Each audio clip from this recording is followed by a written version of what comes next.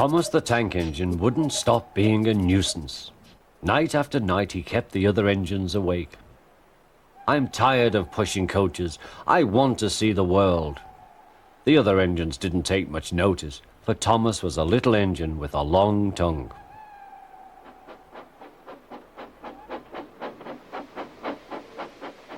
But one night, Edward came to the shed.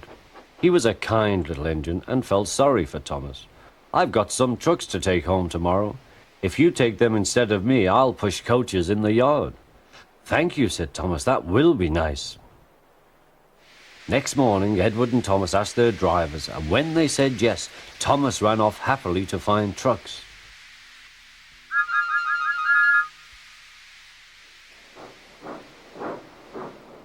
Now, trucks are silly and noisy.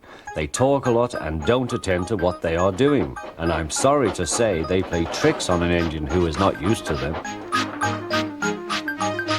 Edward knew all about trucks. He warned Thomas to be careful, but Thomas was too excited to listen.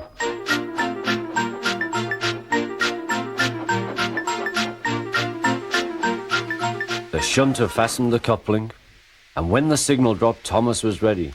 The guard blew his whistle. "Peep, peep," answered Thomas, and started off. But the trucks weren't ready. "Oh, oh, oh," they screamed. "Wait, Thomas, wait." But Thomas wouldn't wait. Come on," he puffed.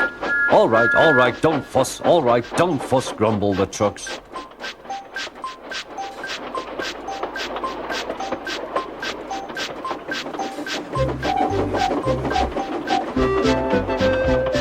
Thomas began going faster and faster. "Whee!" he whistled as he rushed through Henry's tunnel.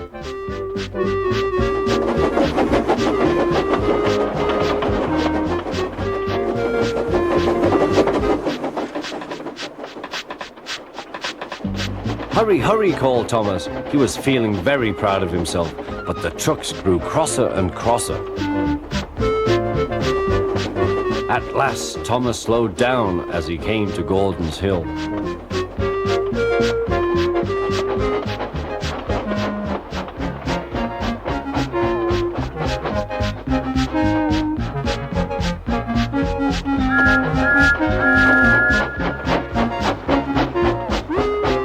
"Steady now, steady," warned the driver as they reached the top. He began to put on the brakes. We're stopping," called Thomas.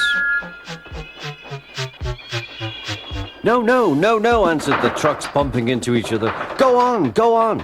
Before the driver could stop them, they had pushed Thomas down the hill and were rattling and laughing behind him. Poor Thomas tried hard to stop them from making him go too fast. Stop pushing," he hissed, but the trucks took no notice. Go on," they giggled in their silly way.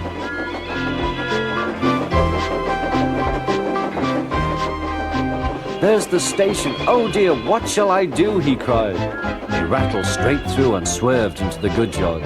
Thomas shut his eyes. "I must stop." When he opened his eyes, he saw he had stopped just in front of the buffers. There watching him was the fat controller. "What are you doing here, Thomas?" he asked.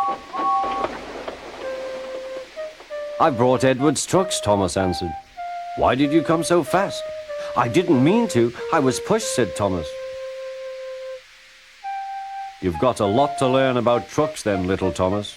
After pushing them about here for a few weeks, you'll know almost as much about them as Edward. Then you'll be a really useful engine."